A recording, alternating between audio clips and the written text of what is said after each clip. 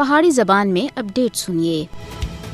مودی حکومت سن مقبوضہ جموں کشمیر دی عوام دے جینے دے حق سمیت ہر ایک حق خس کے دار کشمیر دے رہنے والوں دی زندگی عزت اور آزادی صفاق بھارتی فوجیاں دے رحم و کرم دے اتنے چھوڑی ہوئی ہے۔ 5 اگست 2019 دے آرٹیکل 370 اور 35 اے دی منسوخی کے بعد تھی مقبوضہ جموں کشمیر وچ انسانی حقوق کی خلاف ورزیاں خطرناک حد کو پہنچ چکی ہیں، جبکہ علاقے وچ ماورا عدالت قتل، منمانی گرفتاریاں اور تشدد ہر دیہڑے دا وتیرہ بن گیا ہے۔ بھارت مقبوضہ جموں کشمیر وچ سیاسی اختلافات کو دبانے دے واسطے ظالمانہ قوانین دا استعمال کر رہا ہے اور ان حالات وچ ہر کشمیری خوف اور دہشت کے ماحول وچ زندگی گزارنے دے مجبور ہے۔ مقبوضہ جموں کشمیر وچ کریک ڈاؤن، چھاپے، محاصرے اور تلاشی کاروائیاں ہر دیہڑے دا معمول بن گیا ہے۔ مودی اور اس کے مددگاروں کو کشمیری عوام دے حقوق پامال کرنے دی سزا ملنی چاہیے۔ عالمی برادری دی مجرمانہ خاموشی صرف مودی کو حوصلہ دے رہی ہے کہ وہ مقبوضہ جموں کشمیر وچ اپنے جبر کو منظم طریقے دے نال جاری رکھے۔ مقبوضہ جموں کشمیر وچ مودی حکومت دی شفاف اور جابرانہ پالیسیاں عالمی برادری دے واسطے